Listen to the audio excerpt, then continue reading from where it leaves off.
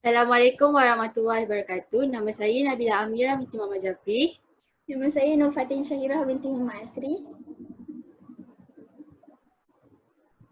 Nama saya Nur Syaza Afrina binti Muhammad Sani. Nama saya Zuhasnita binti Muhammad. Nama saya Nurul Jannah binti Rozani. Pada hari ini kami dari kelas Bahasa Melayu Kerjaya Sains dan Teknologi Seksyen 30 akan membentangkan perbetangan kumpulan. Bismillahirrahmanirrahim. Assalamualaikum warahmatullahi wabarakatuh dan salam sejahtera. Saya ucapkan selamat datang kepada Profesor, Doktor, Tuan-Tuan dan Puan-Puan yang mendengar dan menuntut secara langsung webinar anjuran kerjasama Institusi Kemajuan dan Pendidikan Pertanian Malaysia MARDI dan Jabatan Sains Nutrisi Universiti Islam Antarabangsa Malaysia UIA bersempena dengan Hari Lebah Sedunia yang telah kita sambut pada 20 Mei yang lalu. Webinar kita pada hari ini bertajuk Madu, titik dua bertindih makanan atau ubat yang akan dipantau oleh Yang Berbahagia Dato' Dr. Muhammad Rauf bin Muhammad Noor, Ketua Pengarah MARDI. Anda yang menonton mungkin berada di rumah ataupun di pejabat. Kami berharap anda semua dalam keadaan sihat dan bersemangat untuk mengikuti secara langsung webinar kita pada hari ini. Kami ingin mengucapkan terima kasih kepada semua yang hadir bersama kami pada webinar kali ini.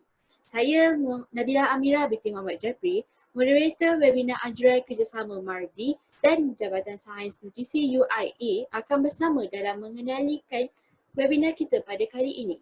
Webinar kita pada hari ini adalah inisiatif MARDI dalam penyelesaian norma baharu dalam penyampaian ilmu dan maklumat kepada umum. Sebelum kita teruskan, suka saya untuk berkongsi agenda untuk webinar kita pada hari ini. Kita telah menjemput 4 panel jemputan yang akan membincangkan 3 tajuk. Panel pertama akan membincangkan tajuk jenis dan warna madu, diikuti dengan tajuk isi kandungan dan ciri kimia madu oleh panel kedua. Manakala panel ketiga dan panel keempat kedua-duanya akan membincangkan tajuk kebaikan-kebaikan dalam madu. Para pendengar yang dikasihi sekalian, webinar ini dianjurkan untuk memberi maklumat yang tepat dan padat berkenaan madu. Baiklah, bagi meneruskan webinar pada hari ini, saya menjemput Dr. Nur Fatin Syahirah binti Muhammad Asri, seorang saintis MARDI yang tidak asing lagi dalam dunia madu ini untuk menyampaikan topik jenis dan warna madu. Dipersilakan.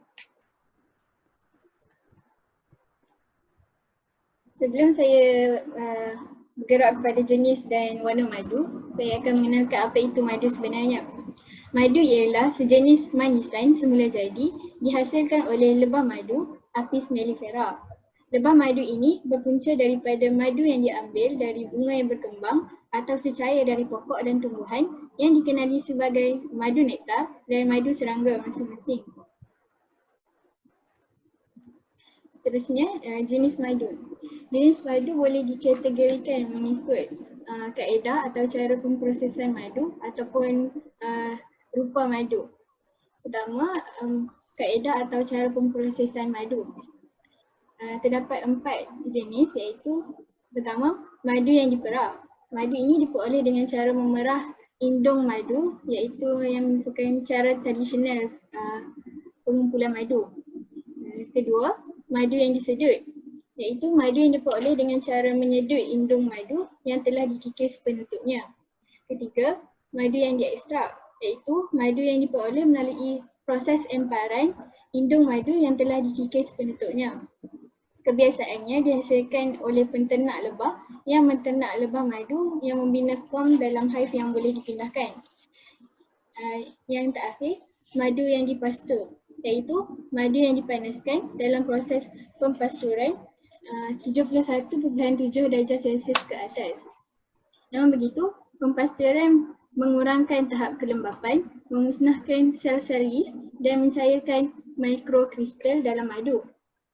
Namun, pendedahan kepada haba yang berlebihan juga menyebabkan kemerosotan produk kerana ia meningkatkan tahap hydromethyl-fulfural HMF dan mengurangkan aktiviti enzim seperti diastase. Haba juga mempengaruhi rupa seperti warna madu menjadi lebih gelap daripada biasa, rasa dan bau. Seterusnya, jenis madu daripada segi rupa. Pertama, madu cecair iaitu madu yang bebas daripada sebarang hablur kristal yang dapat dilihat. Kedua, madu yang menghablur atau bergranul. madu yang sepenuhnya dalam bentuk granul atau pepejal. Yang ketiga, madu separa menghablur, iaitu campuran madu cecair dan madu yang menghablur. Seterusnya, warna madu. Warna madu boleh dibahagikan kepada 7 kategori dengan skala Klein 0 hingga 114 mm seperti dalam rajah di sebelah. Yang pertama, 0 hingga 8 mm secerah air. Kedua, 8 hingga 17 mm sangat cerah. Ketiga, 17 hingga 34 mm cerah. Keempat, 34 hingga 50 mm amber sangat cerah. Kelima, 50 hingga 85 mm amber cerah. Keenam, 85 hingga 114 mm amber. Dan yang terakhir, 114 hingga 140 mm amber gelap. Warna madu boleh memaparkan kandungan pigmen dengan sifat antioksidan seperti karotenoid dan flavonoid. Keamatan warna madu boleh dikatakan sebagai petunjuk kapasiti antioksidan yang baik. Terima kasih kepada Dr. Nur Fatih Syahira binti Muhammad Asri untuk topik pengenalan kita pada hari ini. Seterusnya, kita akan mendalami ilmu tentang madu dengan topik isi kandungan dan ciri kimia madu yang akan disampaikan oleh Dr. Nur Syazah Afrina binti Muhammad Sani, seorang pakar bioteknologi di Pusat Pendidikan Bioteknologi Mardi. Dipersilakan. Terima kasih kepada pengurusi majlis. Hari ini saya akan membincangkan tentang isi kandungan madu. Madu ialah larutan tepu yang diperbuat daripada gula yang mengandungi kandungan fruktosa dan glukosa yang tinggi. Selain itu, terdapat juga bahan-bahan penting iaitu mineral, protein, enzim, asid amino, unsur-unsur fenolik, asid organik serta bahan yang mudah meruap. Isi kandungan madu juga mempunyai pelbagai variasi dan khusus mengikut kepada habitat asal botani serta sumber flora. Terdapat 4 faktor yang mempengaruhi penghasilan madu, iaitu cuaca dan persekitaran, perubahan iklim dan suhu, cara pemprosesan dan pengendalian, serta cara penyimpanan dan pembungkusan. Okey, apa yang terdapat dalam isi kandungan madu ialah karbohidrat, protein, enzim dan asid amino. Bagi karbohidrat, majoriti diperbuat daripada monosakarida, fruktosa sebanyak 38% dan glukosa 31%. Terdapat juga disakarida iaitu maltosa, goji biosa, turunasa, isomaltosa. Akhir sekali, terdapat trisakarida seperti melizitosa dan raffinose. Okey, bagi protein, enzim dan asid amino, enzim amylase yang bertujuan menguraikan kanji atau glikogen kepada komposisi yang lebih ringkas seperti dextrin dan maltosa.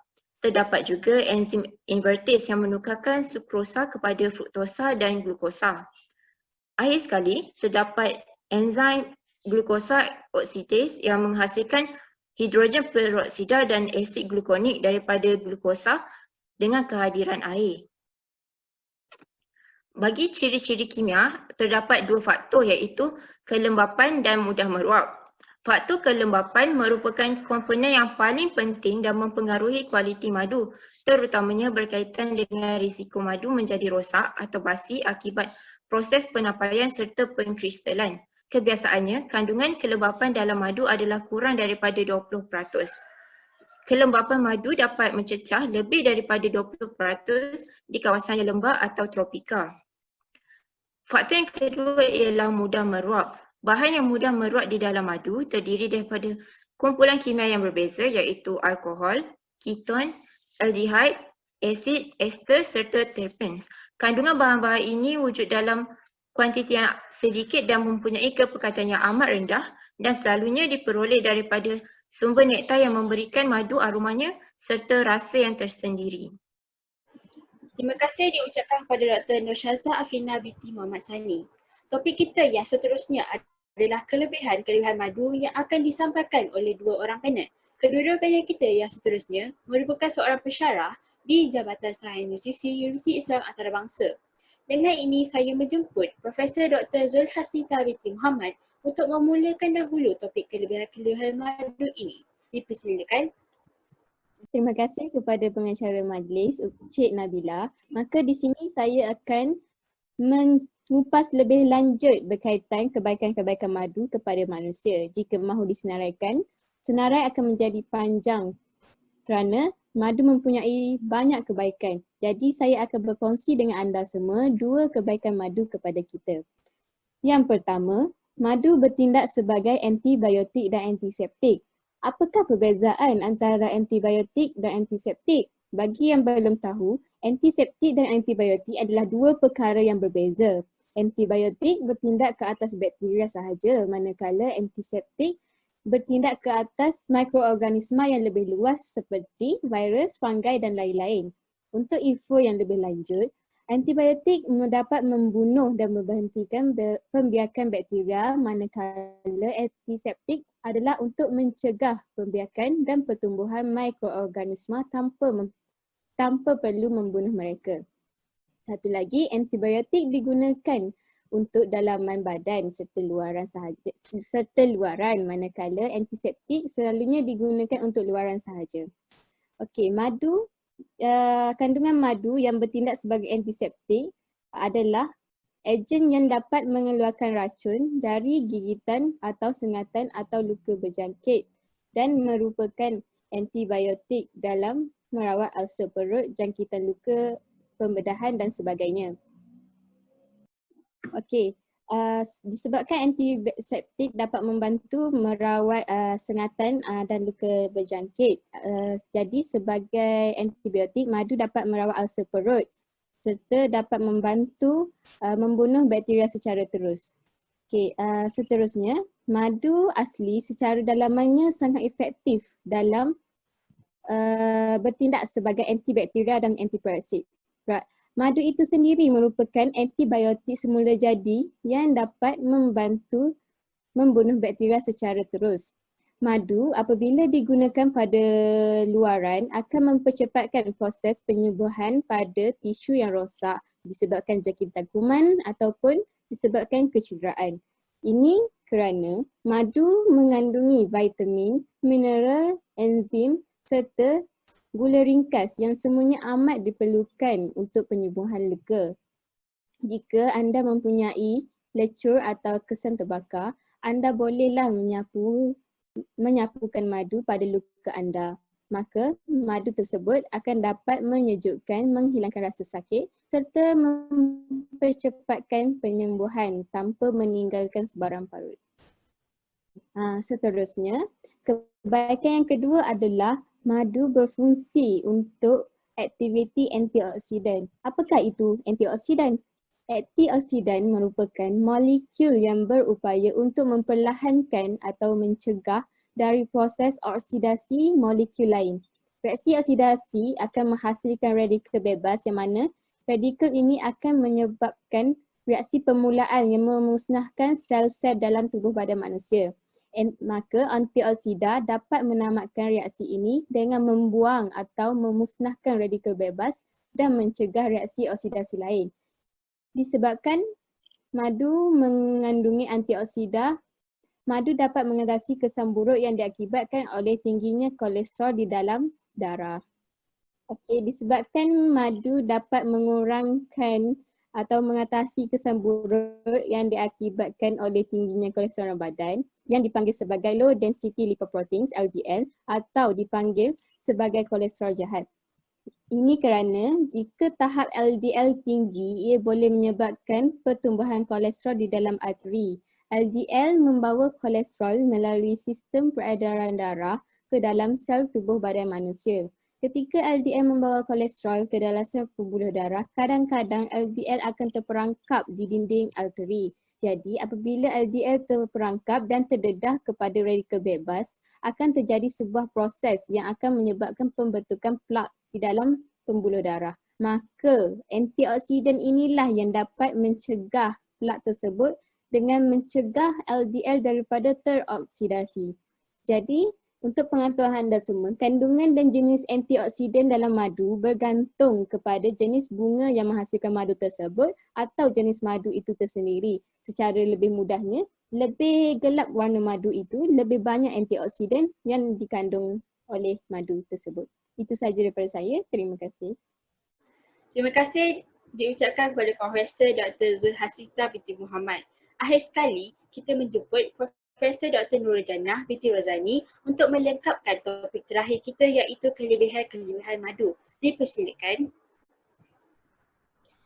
Baik, saya akan menerus lagi pertanyaan kita dengan menerangkan madu sebagai pertahanan kardio iaitu jantung. Baiklah, saya akan membincangkan bagaimana madu mampu mempertahankan jantung. Pertama, madu berupaya menurunkan risiko penyakit kardiovaskular iaitu yang berkaitan dengan jantung. Madu mampu mempertahankan jantung dengan menstabilkan hemostasis vaskular dan juga memperbaiki profil lipid iaitu ujian darah yang dijalankan untuk saringan awal pada lipid seperti kolesterol. Profil lipid merupakan ujian darah yang akan mengukur tahap kolesterol di dalam tubuh badan manusia. Baiklah, seterusnya, kandungan flavonoid dalam madu dapat mencegah pengoksidan low density lipoproteins LDL seperti yang telah diterangkan sebelum ini dan juga boleh meningkatkan high density lipoprotein HDL dan juga memperbaiki fungsi endotelial. Baiklah, seterusnya, madu juga mampu melindungi usus daripada pelbagai jenis bakteria. Hal ini kerana di dalam usus manusia terdapat pelbagai jenis bakteria yang boleh mengakibatkan pelbagai jenis penyakit. Penggunaan madu telah digunakan secara meluas bagi pencegahan gangguan gastrointestinal seperti ulcer peptik, gastricitis dan juga gastroenteritis. Penyakit-penyakit ini adalah disebabkan gangguan gastrointestinal. Oleh itu, madu mempunyai aktiviti antimikroba terhadap bakteria yang boleh menyebabkan cirit birik, terutamanya E. coli. E. coli merupakan bakteria yang selalu ditemui dalam usus. E. coli ini boleh mengakibatkan jangkitan saluran kencing. Apabila jangkitan saluran kencing berlaku, ia boleh mengakibatkan penyakit yang lebih serius terhadap usus manusia. Akhir sekali, madu juga terbukti mengandungi kesan yang bergantung pada dos atau lebih dikenali sebagai dose dependent effect. Dose dependent effect yang boleh melindungi perut daripada ulcer yang disebabkan oleh indomethacin.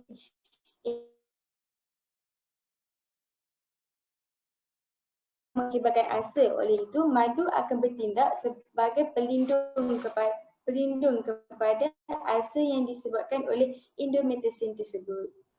Sekian sahaja daripada saya. Terima kasih. Terima kasih saya ucapkan kepada Profesor Dr. Nurul Jannah binti Rozani. Akhirnya, tamatlah sudah ketiga-tiga topik kita pada hari ini. Sekali lagi saya ingin mengucapkan ribuan terima kasih kepada keempat-empat panel kita yang menyampaikan maklumat yang tepat dan padat berkaitan madu. Apa yang boleh kita simpulkan daripada webinar hari ini ialah madu merupakan salah satu eja pemanis terbaik dan tertua sepanjang abad dan mempunyai pelbagai keistimewaan tersendiri.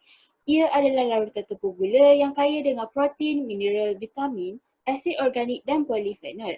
Komponen nutrisi utama yang terkandung dalam madu ialah karbohidrat, terutamanya fruktosa dan glukosa yang bertujuan membekalkan tenaga kepada manusia. Madu mempunyai pelbagai khasiat dan sifat penyembuh yang dapat bertindak sebagai antioksidan, antiinflamasi serta anti pertumbuhan tumor disebabkan oleh komponen-komponen yang terkandung di dalamnya. Baiklah, para penonton yang dihormati sekalian, kami berharap webinar ini sedikit sebanyak dapat memberi kefahaman kepada semua tentang maklumat luar dan dalam madu. Dengan maklumat ini, bolehlah kita manfaatkan kelebihan-kelebihan madu untuk kegunaan kesihatan. Sebelum kami mengundurkan diri, saya Nabila Amira binti Muhammad Jabri, moderator pada hari ini, mewakili semua pihak yang bertanggungjawab mengendalikan webinar ini dan semua penceramah kita ingin memohon maaf jika ada sebarang kekurangan atau tersilap tutur bahasa sepanjang webinar kita pada hari ini. Dengan ini, berakhirlah sudah sesi webinar kita pada hari ini. Sekian, wabillahi taufiq wa hidayah. Wassalamualaikum warahmatullahi wabarakatuh.